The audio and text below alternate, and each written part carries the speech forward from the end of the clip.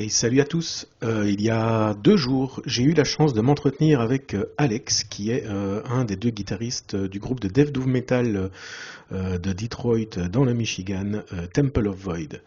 Je vous allez maintenant assister donc à l'interview, à la discussion que j'ai eu la chance de partager avec lui, où je lui pose évidemment quelques questions comme leurs influences, qu'est-ce qui caractérise selon lui du death doom metal, etc., etc. Donc il faut savoir que Temple of Void est donc un groupe de death doom metal de Détroit dans le Michigan aux États-Unis. Ils ont sorti à ce jour 3 albums. Donc il y a le premier album Of Horror and the Supernatural qui est sorti en 2014. En 2017, ils ont sorti leur deuxième album Lords of Death qui était plus dirigé death metal. Et en 2020, en mars 2020, ils ont sorti leur troisième opus The World That Was qui est plus orienté celui-ci doom mais toujours avec des connotations death metal. J'ai appris à mon grand bonheur dans cette interview qu'ils étaient en train de travailler sur un quatrième album et qui allait sortir potentiellement d'ici l'automne, cette année-ci déjà, et oui, et oui. Enfin voilà, donc Temple of Void, donc si vous ne connaissez pas ce groupe, si vous êtes fan de Death Doom, je vous conseille de découvrir leurs albums. C'est selon moi le meilleur groupe américain de Death Doom à ce jour, enfin que je connaisse moi personnellement. Donc je vous laisse en compagnie d'Alex, donc un des guitaristes de Temple of Void, avec l'intégralité de cette interview. A plus, enjoy!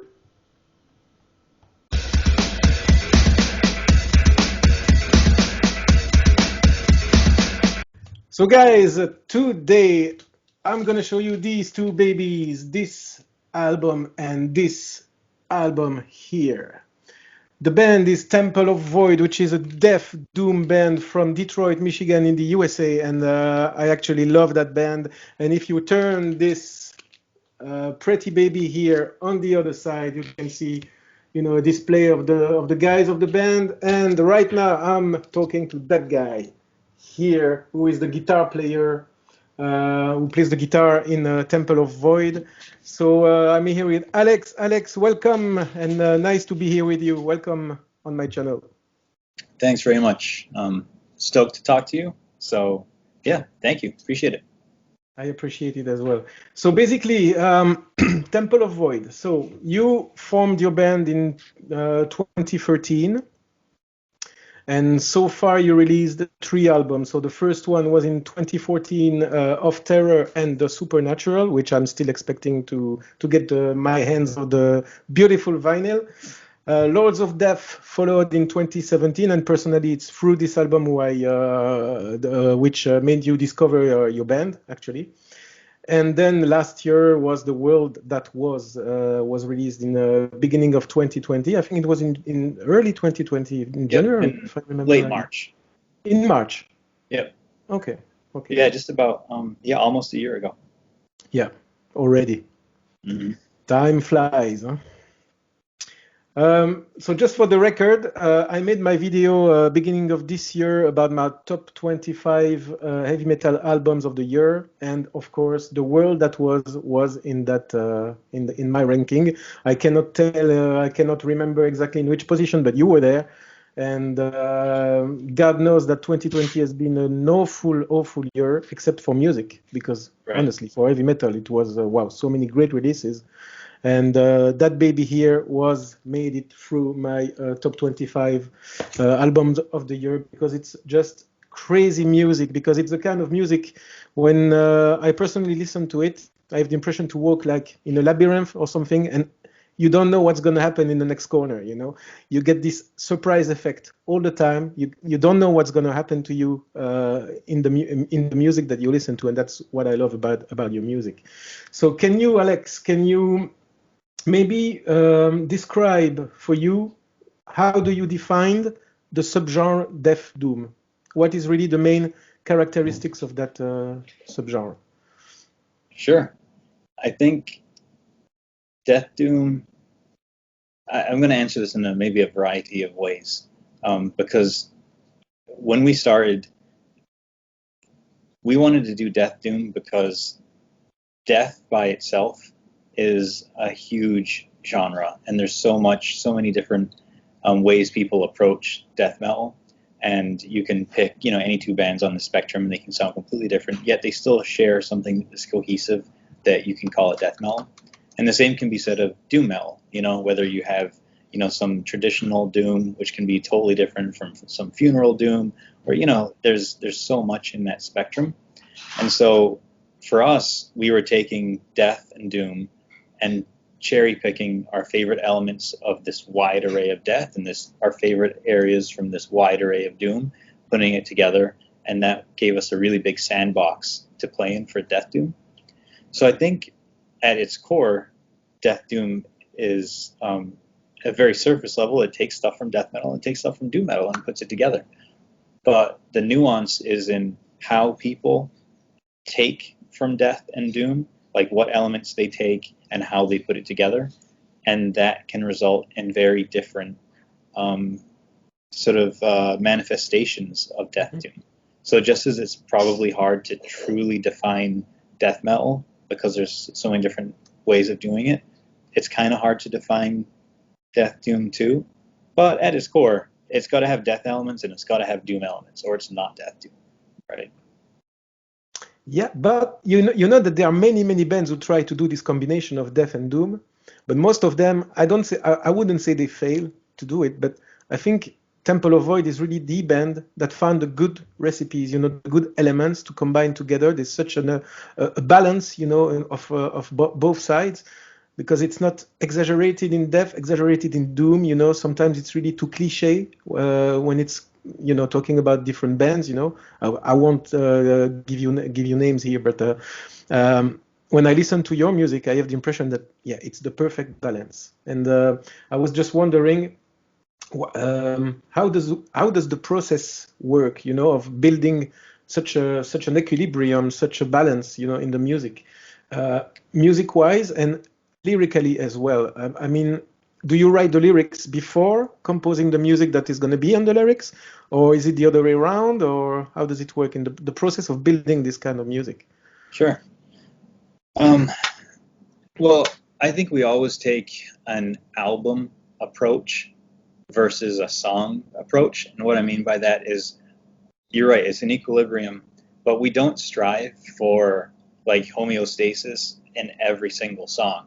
We look for a balance across the whole album. The whole album. So that means like certain songs can have 80% death, and 20% doom, or they could be 100% death. Other songs could be 50-50. Other songs could be, mostly doom. But when you look at it as an album, it has to present a death doom journey. And so the overall balance of the album might take on a different flavor. Like, I think if you looked at Of Terror and the Supernatural, it's the pendulum's a little bit more on the doom side. If you look at Lords of Death, as the title, nods at, it's a bit more on the death side. I think if you look at World That Was, it's almost 50-50, exactly, right down the middle. And then we have the new album that's coming up. Oh. And each one of these, they're all death doom. We never want to repeat what we did before, so you can't really anticipate what the next one's going to like. It's up to us. Like, we might shift it this way because we're feeling more death, or we might shift it this way, or we might stay right down the middle. And when we're composing, we don't care on a song-by-song basis. It's only once we have enough songs for an album that we look back and say, is it too much this way or too much that way? And then maybe we might start writing different songs, or, we kind of check ourselves as we go along in the writing process, just to make sure that we're still staying true to like what we want to do and being a death doom band. And from like a composition perspective, we, like Don and I, write pretty much all the riffs, and we write them either separately or collaboratively. Like, we use Dropbox to share riffs all the time, and so we'll record them like on our phones, share them with each other. We'll get together, like just he and I, to like figure out, hey, you've got riff A, I've got riff B, let's see if we can put them together. And so we might do that for a while, and then bring a skeleton of a song, and maybe not even a skeleton, just a few bones. We might say we've got these 2 riffs that we think can turn into something, or these 3 riffs. And at that point, we bring it to the band and we start, jamming on things. And that's where everyone gets input and starts crafting it. And we will never in our history have we ever independently written the song. Like I will never say, here's a song beginning to end, let's play it. That's not how we operate. We're much stronger as a unit when we all come together. So I'll continue to feed riffs into the machine, and the band will continue to, you know, chop them up, come up with different tempos, different ideas for drum beats. We're just much stronger as a unit when we combine our efforts than any one of us. You know, like I'm not John Lennon. You know, I'm not Noel Gallagher. Like I'm not Glenn Danzig. You know, so Yeah, when we yeah, come yeah, together, we're stronger. And it results in some unique avenues that we explore because we're all we all have certain things that we agree on, but we also have musical backgrounds that are different. So we bring different perspectives to the mix. And as long as we have like an open mind to listen to other people's different perspectives, then we come up with things that no any single person could have dreamed up. Because I only have my experience. I don't have Don's and Jason's and Mike's and yeah, yeah. Brett's, you know. And so from lyrically, we always focus on the music first. It's always like kind of riff oriented music first, and then we'll maybe like demo the songs for Mike, and then Mike will work on his own to put lyrics to it. And there's a little bit of back and forth if he needs us to, you know, extend this piece or shorten this piece. But typically we like really craft and spend a long time getting the music down, and then Mike kind of comes in on top with he puts a lot of effort into his lyrics, but we don't go back and forth a whole ton with like completely reshaping. He's never came to us with, here, I've got these lyrics, write a song around it. Like it doesn't work like that. We're always music first, and it works for us. So Yeah, it was great. So we can say that one of the main elements to be able to produce that sound is really to have a very perfect cohesion within the band. yeah, So whatever is the drum player, the guitar player, the singer, everybody is so connected together that you can have this ability to produce such a great sound. I guess, yeah, yeah, unity is the best. Yeah. Cool. And you were talking about your co-guitarist Don. So I yep. read about your band that you had a previous guitarist who was called Eric, who left the band in 2017. Mm-hmm. For you, what is the main difference that brought your new guitarist Don to the band? What can you say marks really a difference between your previous formation and the new formation? Sure. I think it's an interesting comparison. Um, so the reason it's weird, but I think about it quite a lot. But Eric and I complemented each other when we started the band. Like he and I were the first two people like that started the band, and we brought our friends in to create Temple of Void. But Eric and I are very different guitarists, and the way that we differ um, was a compliment because he was stronger in certain areas and I was stronger in other areas. So when we combined his strengths with mine, it took us into areas where it pushed me in certain directions and it pushed him, and it's that sort of like opposites attract kind of thing, you know, that they can work out well. But at a certain point, sometimes those things that are in opposition, sometimes I don't want to say it can backfire, but like it kind of can. Like they can be something that brings you together at a certain point, but they can also be things that like drive you apart, you know, stylistically. So if you're not like totally growing and vibing, you know, at the same rate, you know, together like in perfect harmony, then I think it's a delicate line, you know, to walk if Yeah. you're that different. Um, and so when Don came into the fold, and so part of Eric's great strength was like his sense of melody, and like I would be known for bringing in more of like the sort of asphyx oriented, like Okay. heavy, chuggy, like death metal oriented stuff. And when we started, Eric would bring in more of like the melody, and so I was stronger kind of with my right hand, just coming up with like interesting picking patterns and just heavy stuff. He was stronger with his left hand, kind of coming up with more intricate melodies. So when he left, we brought Don in, who was like our number one and like only pick. And I was a little concerned that he might bring in too much of what I do. you know, like, and we'd have this hole in the melody area because Don is like an awesome death metal guitarist. So my concern was like we'd just turn into a death metal band and we wouldn't have enough of that melody and that melancholy that Eric was really strong at. But when I talked to Don about, you know, coming in the band and his role and how we were going to work together, that was one of the things that I talked to him about. I'm like, I want to make sure that we still retain that melancholic sensibility that's core to our sound. And so Don and I were just a lot more similar on the death metal side. And then we both, I think, pushed ourselves on the melody side too. So we were both kind of like at the same, at a similar base level, and then pushing ourselves in the same places. So we're really like in sync with one another, and we can really trade off. Like he can write melodies, I can write melodies. He can write death metal, I can write death metal.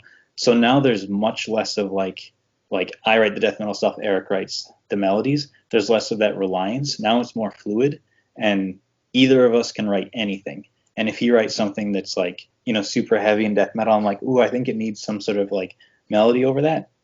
I have the skills and the sort of and the background to be able to deliver that. Whereas in the past I would have been like, oh, that's an Eric thing. Okay. So now I think we're just more diverse in our playing, and it's made us more well-rounded, so we can kind of finish each other's sentences, and it doesn't feel like there's any deficiencies, you know, and our strengths are just kind of multiplied. So I think we're just more similar, and we've pushed in areas where we may have been deficient in the past. I'm gonna use deficient, whatever. It just wasn't our focus. Now I think we just have a stronger focus across everything. So yeah, and we have really good timing together too. Like we can really be in sync without any kind of metronome or anything like that. Like Don and I are just very much, we can lock in really, really tight. So yeah, he's a great dude. And Eric, I just want to say, like, I see Eric probably more than I see the guys in Temple of Void. Like he comes over to my house like every weekend to paint Warhammer minis. Like I talk to him, I play with him. I play Dungeons and Dragons with him like every Tuesday. Cool. So like I see him twice a week on a regular basis. I see the rest of the guys, you know, like once a week normally.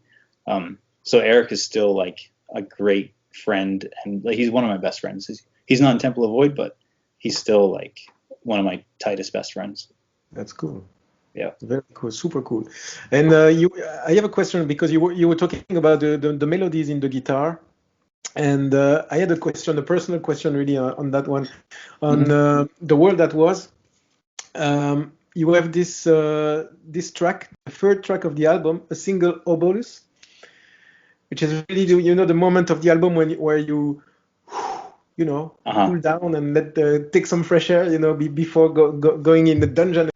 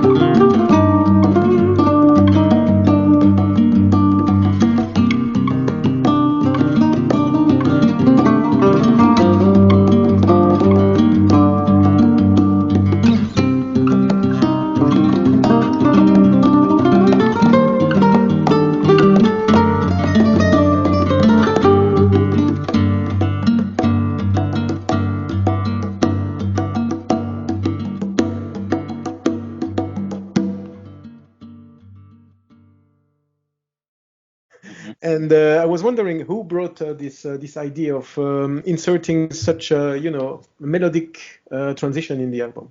Whose idea was it? So on each album, Mike writes an instrumental, and that's his musical contribution because he is a vocalist and he does all the lyrics, but he's also a super talented guitarist. So on each album we have Mike compositions, and it started with Uptear and Supernatural. We even did an EP, like contributed some songs to Four Doors to Death Volume 2, and there's even the Mike instrumental on there where he shreds. Well, that's a bit more collaborative. We all played on that, but he shreds a solo. But anyhow, that's all Mike. Like when you hear like the amazing classical stuff and any kind of like acoustic stuff, that's all Mike. And he's got one or two that we're gonna do for the new album that you've never heard before. Like each time his style he switches up different styles every time. They're always jaw dropping as far as I'm concerned. He's just an incredible guitarist. So yeah. You're bringing me there a super teaser.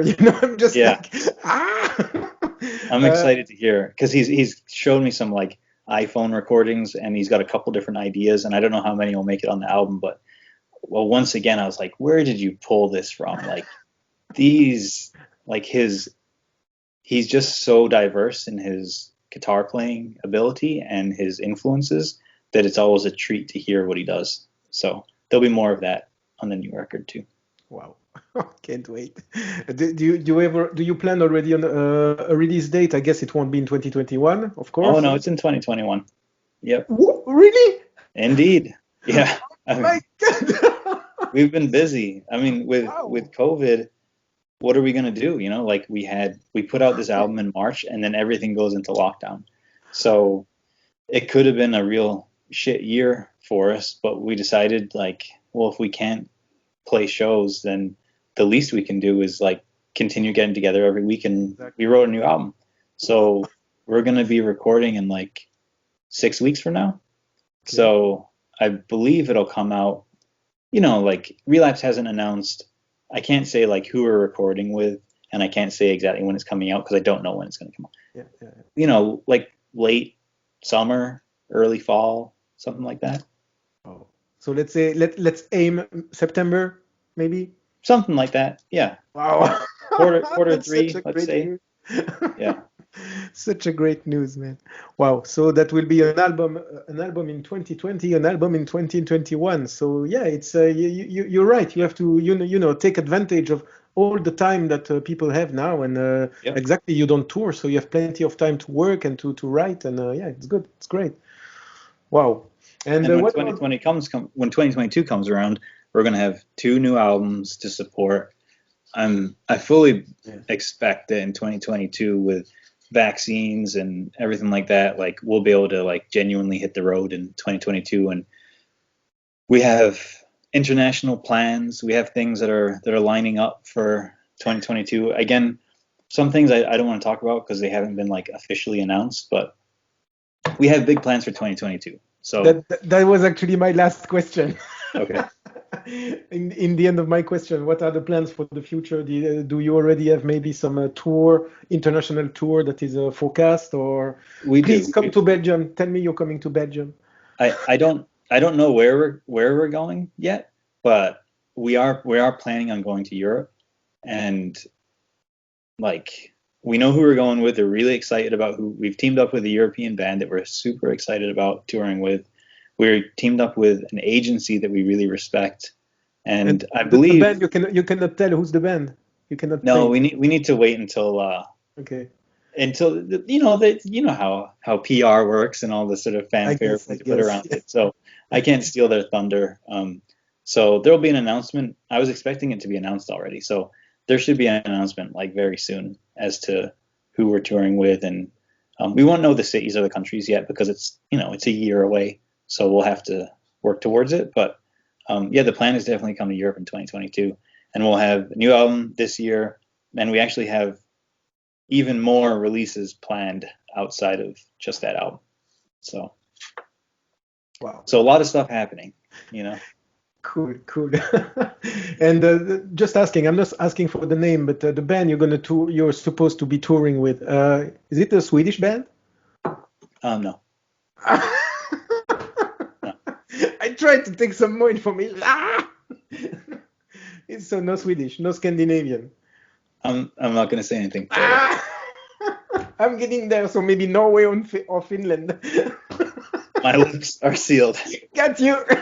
It's My Norway lips or are sealed. Finland. Until the men had enough, a call to arms within the town to find the peace and bring it down.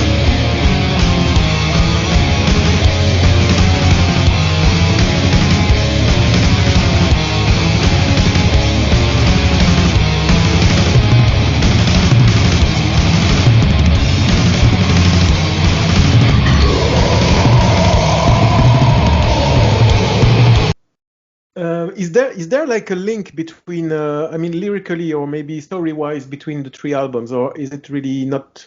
Is there no link at all between each of them? No, there are. We have.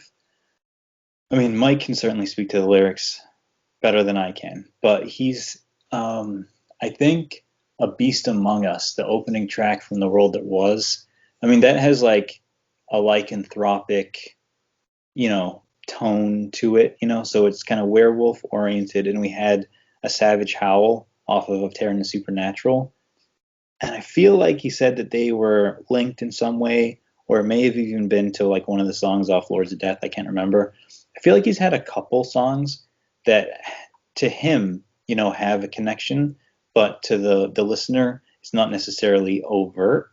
So it doesn't matter if you pick up on these things or not. But he has thought about connecting a couple of them in certain ways.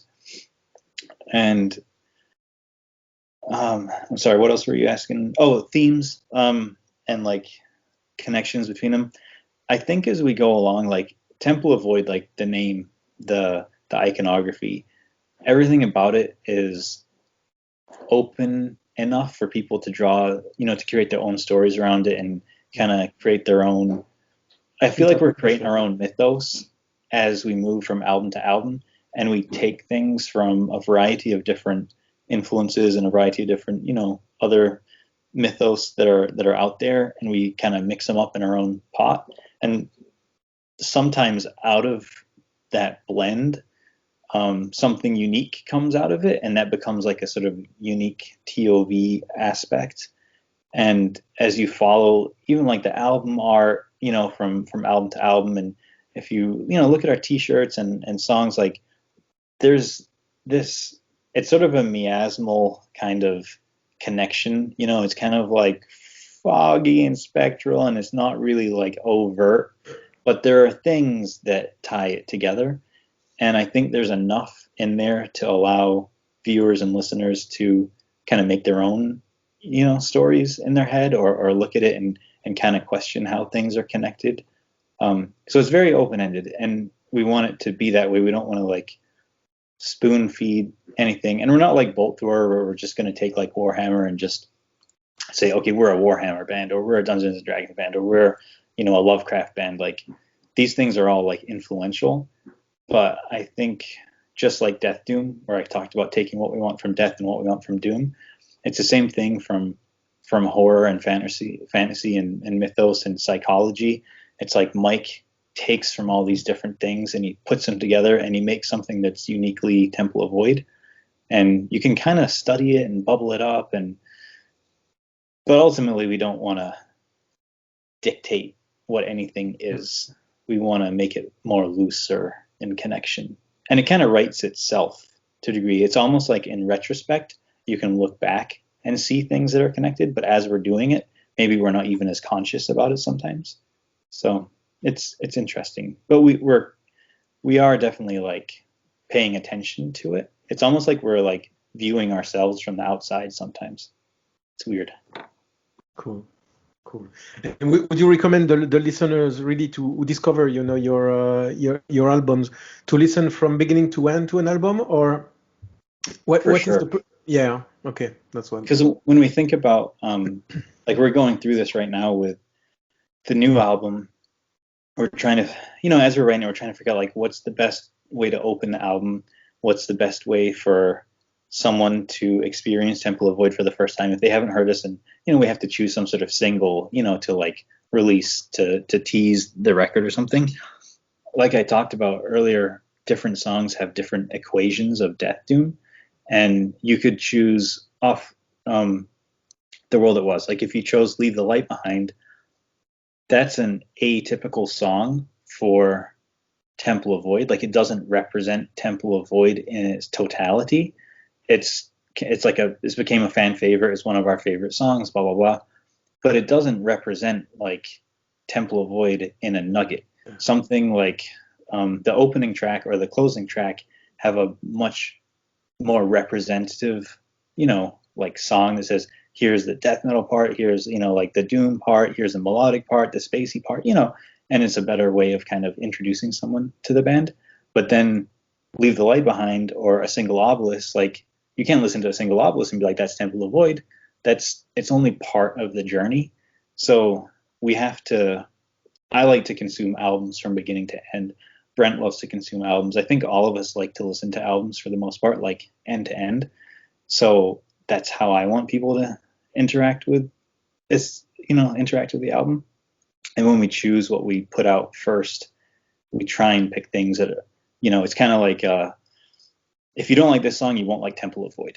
That's kind of what I'm thinking. Yeah, and yeah. we did a flexi for Decibel, and the song that we put on there is like one of our favorite songs. It was so hard to cut from The World That Was, but we felt like if you're a Decibel subscriber and you've never heard Temple of Void and you listen to this flexi, like if you don't like it, then forget it. You won't like Temple of Void, because it's that kind of song. Like this is us, like it or don't, essentially. Your identity, Yeah. So we have to, I guess we're careful about what we put out and when, but ultimately it's nice if people can listen to things because they feel like, hopefully the album feels like a journey. Like you talked about that sort of like breather. And in the beginning you said a labyrinth, and it's like, so you've got these mental images of being someplace, right? And you can only get that so much if you listen to one song, but when you like immerse yourself in an album, it becomes more transcendent, hopefully, and more, spatial. Yeah. In order to appropriate the album to your ears, you need a lot of different listens. Exactly. I remember just for the record, I remember. So I discovered you with this one from Lords of Death, and there's a track that really caught me by the head and say, okay, now you're into Temple of Void, and that track is Graven Desires. The seventh track on the album. It's really my personal favorite on the album. There's so much things happening there. There's this specific like a Tibetan singing bowl or something. It's and then this track is really amazing. And I remember I was flying to Portugal. It was the beginning of last year, and then so it's only beginning of last year that I discovered your band through this album, just before the new one released actually. And I was flying to Portugal and I was listening to that in the plane to this Lords of Death album, and I said, wow, what is that? And I remember that I was walking in Porto, and I had my headphones on my head all the time, and I was repeating the album again and again and again. I said, this album, so it has a specific really feeling for me because it's listening now to this album again. It makes me remember, this trip to Portugal, and that's nice. Especially this Graven Desires track. Wow.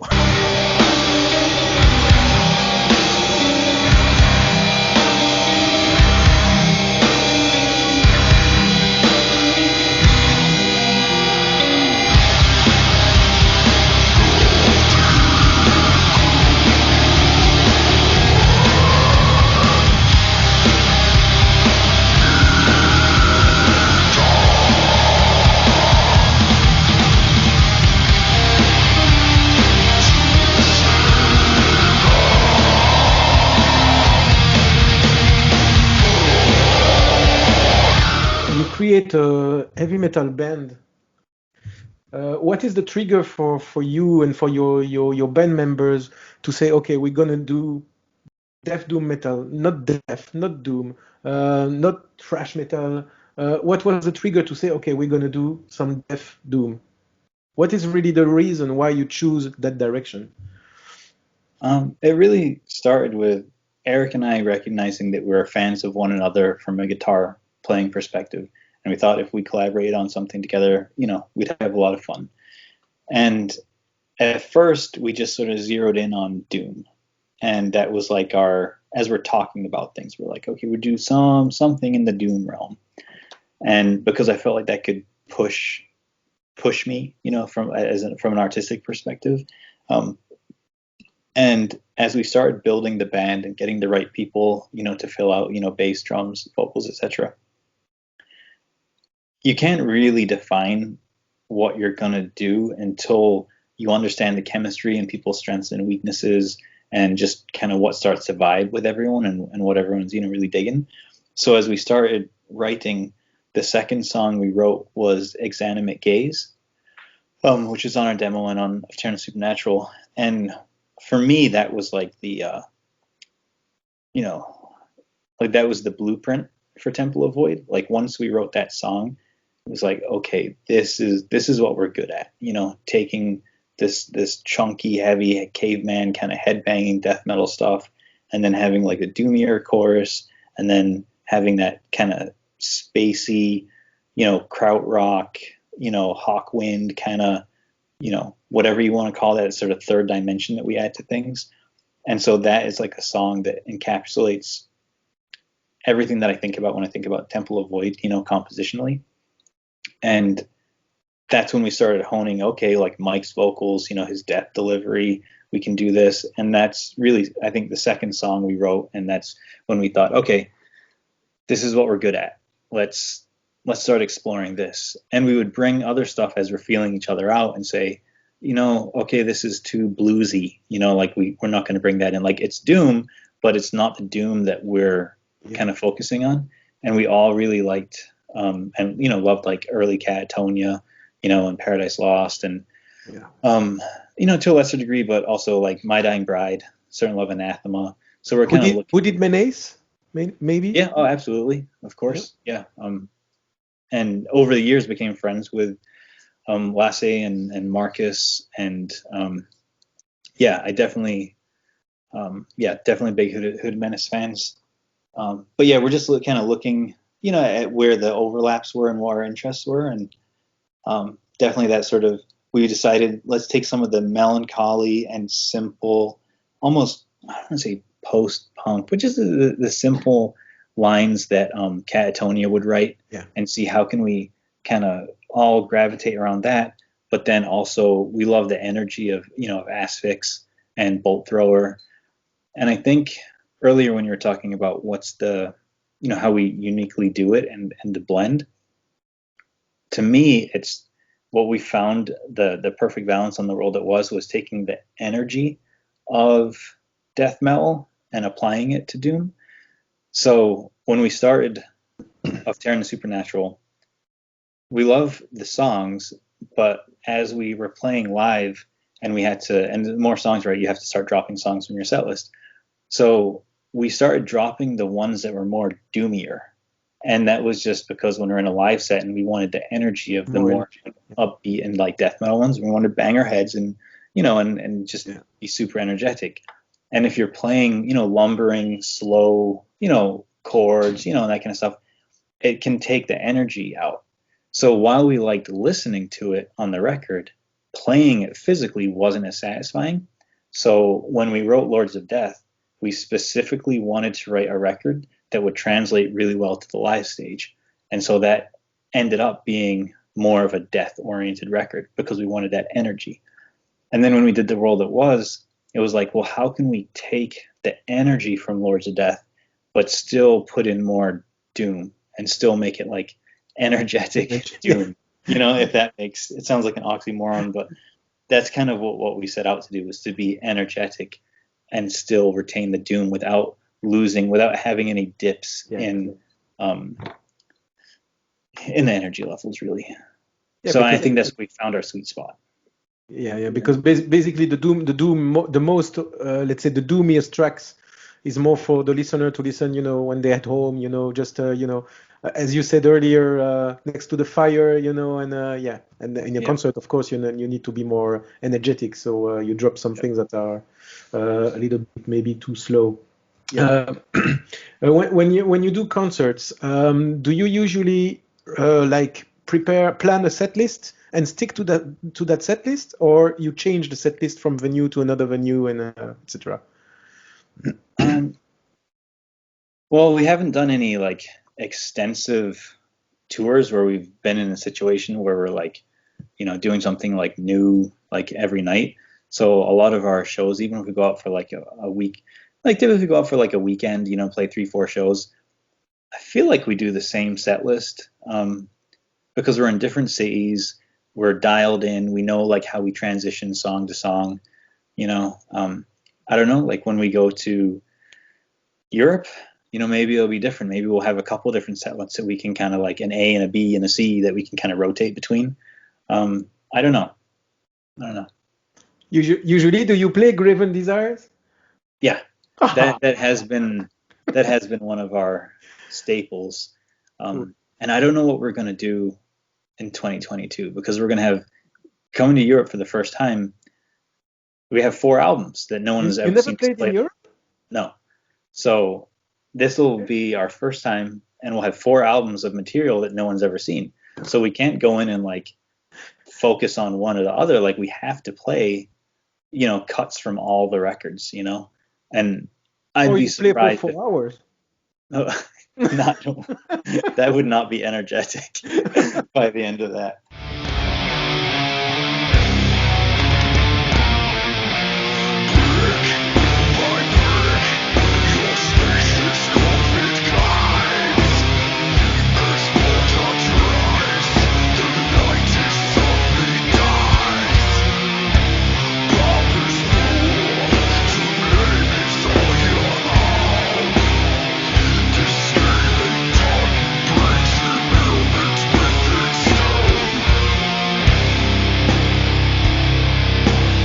Regarding the artwork of the album, because I did my research and I know that the guy who did it is a guy named Adam Burke. Yeah. Is he like giving you projects of the artwork, or do you give him directions? Okay, we want this kind of thing, this kind of thing. Can you paint something for us? How does it work? The process for the artwork for you, how does it work? Sure. Each one's been different. I mean, real quick, like for Of Terror and the Supernatural, we licensed that piece from Bruce Pennington, so that was already created, and we were big fans of Bruce Pennington's work. He's an old sci-fi artist from England, and that was actually used on a Cthulhu Mythos paperback, like in the 70s, I think. So we licensed that. So we had zero input other than we wanted to use it, and he said yes, and we paid for it. And then on the second one, Lords of Death, we worked with Paolo Girardi, and we gave him like an idea, and he pretty much came back with like, here it is. There wasn't a whole lot of like sketching and like, back and forth. We told him conceptually what we were interested in, but then like once we told him conceptually, he just kind of like runs with it and allows himself to like compose it like on the fly. He doesn't do a lot of like preparatory work. Okay. And then with Adam Burke on The World That Was, we talked to him about what we were interested in from we were pretty detailed as far as what we wanted from like the elements of the painting, and he did come back with sketches, and we refined sketches, and then once we had approved his sketches, he goes off and paints it. But it's definitely like I would say it's our favorite of the 3, and we went to Adam because of his sense of scale. Like that was the thing that really drew me to his paintings and drew the whole band. And we had a lot of like, the guys came over to my house, we drank some beer, looked at like all these artists, and trying to get all 5 of us to agree on who we wanted to do the next album was not easy. But we all agreed that we loved Adam Burke. And for me, it was his sense of scale. He can just make things look immense, like when it comes to landscapes, and just he draws you into a world. And so it felt very cinematic, and it felt like we're not giving you enough detail so you know everything that's going on, but we're taking you on a journey, and you can imagine, like, who are these people in the boat? Like, what's in that mountain? You know, and so we left enough questions that the viewer can answer themselves. And for the next album, we've got a crazy plan for the next album. We're working with an artist right now. I can't say, like, Relapse will, you know, they'll do an announcement and all that kind of stuff. But it's our most involved artwork yet, and there's going to be a lot to absorb. I say it's going to be close to like old Iron Maiden records, where, you know, you look at the gatefold, you know, and you can spend like hours like noticing all the little details in like the Iron Maiden like gatefolds and stuff like that. We're going down that route with a new guy we haven't worked with before, and we're really excited about where it's going to go. Please stop teasing me. I gave him like a 4-page, I think it was like a 4-page PDF of instructions of all the things that like we wanted, like thematically, you know, color, like feeling, examples. Like, it was a pretty serious creative brief. So. And will it be in the same color range of the world that was, or maybe completely different? I haven't seen we're still like, he started executing it, but we haven't seen much past some like early sketches. So I'm not totally sure where it's going to go, but I think it's going to be similar to this. Okay. Yeah. It's true, because when you look on that cover, honestly, it's the first thing I just feel, you know, when I saw the cover, you want to enter that mountain, you know, and see what happens, and Yeah. listen to the stories that the albums gives you, you know, and it's crazy. It's such a good work, you know, to say, okay, you see that beautiful artwork, come with us, join us, listen to what's behind, you know, and you are you curious? Are you not curious to see what's happening? As you said, who are these people? What's gonna happen into that mountain? You know, it's crazy. It's amazing. Well, it's amazing. I'll say you might get some answers to that with the next album. Some of these answers may be revealed. So that's all I'm going to tease you with. And what about the length of the album? Is it going to be the same length, or is it going to be longer? Or I'm going to say I do have a hard stop in a few minutes because I've got a work meeting I got to get to. Okay. Most of us prefer like single LPs from a length perspective. So if we can keep it to one LP, we've written more material than will fit on one LP, because we want to have, like, once it's all recorded, we want to have that leeway to say this feels better as a story or this feels better as a story. So we've got a little bit of movement, and then having like extra material means we can do stuff with that extra material outside. We might just put all of it on the record. I don't think we will. I'm really trying to make sure we don't do that, but it's up to us what we do. We can change our minds at the last minute if we want. Yeah. So I'd like to try and fit it on one LP. If it has to go to 2 LPs, it's not going to be 2 long ones. Like, you know, if it just doesn't fit in like 38, 40 minutes, okay, so maybe it goes to 45 minutes. I don't know. Like, I like short albums that you can just kind of put on. Exactly. Yeah. So. Yeah. Exactly. It's true, when the album is like 60, 70 minutes, you know, you have to take the time first to listen to it. That's a turn off for me. People don't come back, you know, to the same album if it's exceeding, you know, 50, 60 minutes. They just listen once and that's it, you know. And it's true that 35, 40 minutes, you listen to it again and again and again. It's easier. It's easier to catch the sense, you know, on the album. Exactly. Yeah. I'm not gonna retain you much longer because I know you're a busy man. So, Alex, I just can't wait for the next album, honestly.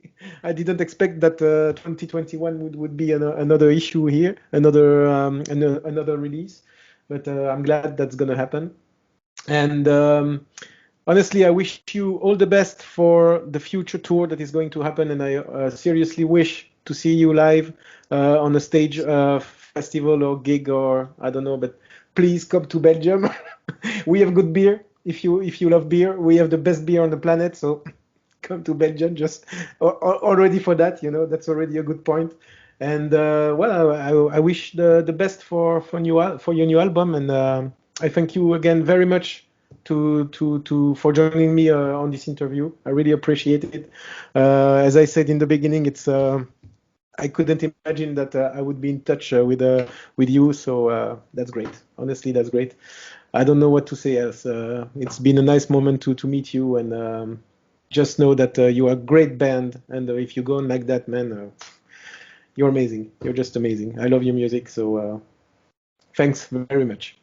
Cool. Thanks so much. I appreciate everything you said. I'm going to take off, get back to work. Yeah.